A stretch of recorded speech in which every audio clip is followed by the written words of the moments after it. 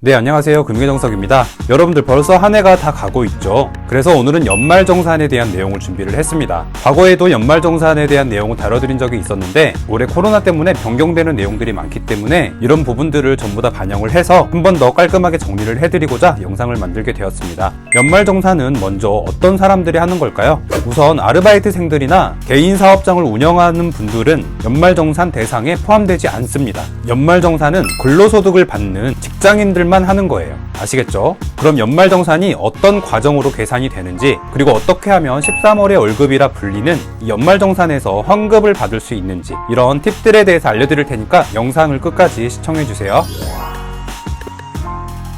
이 영상을 보시는 분들이라면 다들 월급을 받고 계실 텐데요. 월급을 모으게 되면 이게 연봉이 되는 거죠. 즉, 원천징수 영수증을 뗐을 때 나오는 그 총급여를 보통 연봉이라고 부르는데요. 실제로 나는 원천징수에 나온 연봉보다 조금 더 받은 것 같은데 원천징수를 떼면 금액이 조금 줄어들어 있을 거예요. 그 이유는 바로 비과세 급여들은 원천징수에 포함되지 않기 때문인데요. 즉, 더 쉽게 말을 하면 내가 이유를 불문하고 받은 모든 소득들, 그 급여는 연간 근로소득이라고 하는 용어로 사용을 하고요. 그 금액에서 비과세 소득을 제외한 금액이 원천징수 영수증에 찍히는 총급여라고 보시면 됩니다. 비과세 소득으로는 월 20만원 이내의 자가운전 보조금이나 연구 보조비와 같이 실비 변상적 급여들, 그리고 월 10만원 이내의 식대비, 출산이나 보육수당 같은 것들이 포함돼요. 여러분들 급여에 운전 보조금이나 식사비 이런 것들 포함되어 있을 거예요. 원천징수 때문요, 이런 것들 다 제외되고 떼진다라는 뜻입니다.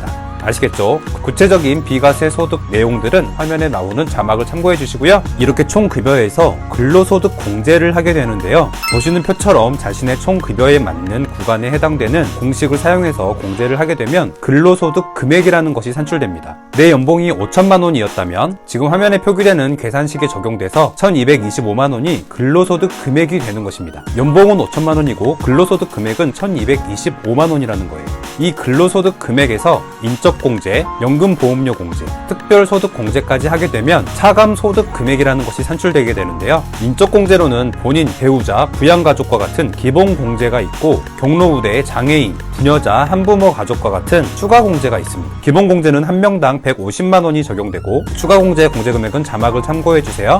연금보험료 공제로는 국민연금보험료, 공적연금보험료가 있고, 특별소득공제로는 건강보험료와 고용보험료, 주택자금, 기부금과 같은 내용들이 있으니 이런 납입 내역들이 있는 사람들이라면 모두 공제가 되는 것입니다. 본인, 배우자, 자녀 1명 이렇게 3인이라고 가정을 해볼게요. 배우자나 자녀가 특별한 소득이 없다면 150만 원씩, 즉 총 450만 원을 기본공제로 받을 수 있겠죠. 그리고 국민연금, 건강보험료, 고용보험료로 총 175만 원을 납입했다라고 가정을 해볼게요. 그럼 근로소득 금액이었던 1225만 원에서 450에 175만 원까지 공제를 하게 되면 600만 원이 차감소득 금액이라고 산정되는 것입니다. 그리고 이 차감소득 금액에서 그 밖의 소득공제를 빼고 소득공제 종합한도 초과액을 더하게 되면 이제 과세표준이라는 금액이 산출되게 되는데요. 과세표준이 산정된다라는 것은 세금을 매기는 구간이 결정되는 거기 때문에 그 밖의 소득공제 항목에서 최대한 많은 공제를 받는 것이 가장 중요합니다.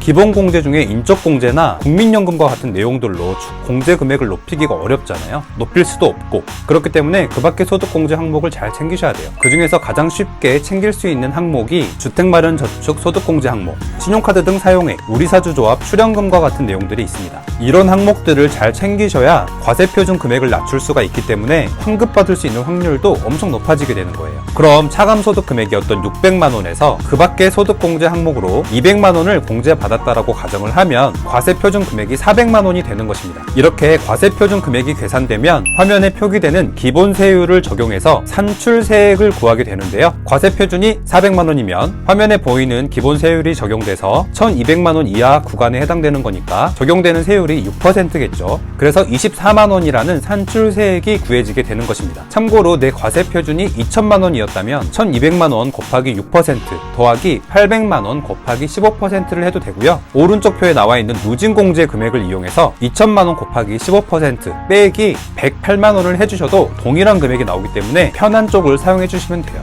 이렇게 산출세액이 나오게 되면 마지막으로 세액 감면과 세액 공제를 한 번 더 하게 되는데요. 이 계산까지 하게 되면 세금이 결정됐다라고 해서 결정세액이라는 금액이 구해지게 됩니다. 됩니다. 세액 감면은 소득세법이나 조세특례제한법과 같은 내용들이 해당되는 경우에 적용이 되는데, 저희가 일반적으로 챙길 수 있는 부분들은 세액공제 항목입니다. 세액공제 항목으로는 연금계좌로 분류되는 연금저축이나 특별세액공제 항목으로 분류되는 보험료, 의료비, 교육비, 기부금, 월세액 세액공제와 같은 내용들이 있는데요. 특히 이러한 항목들 중에서도 IRP와 같은 연금저축 계좌를 연간 한도 내에서 다 채워주시면 세액공제를 굉장히 많이 받을 수 있기 때문에, 내가 추가로 뱉어내야 되는 상황이라면 그 금액의 폭을 줄일 수도 있고요. 내가 환급을 받아야 되는 상황이라면 그 환급 금액을 더 늘릴 수도 있어요. IRP 연금계좌 다 채우는 거 굉장히 중요합니다. 이렇게 결정세액이 나오게 되면요, 우리가 매월 급여에서 납부하는 세금의 합인 기납부 세액과 비교를 통해서 두 금액의 차이만큼 더 뱉어내거나 다시 환급을 받거나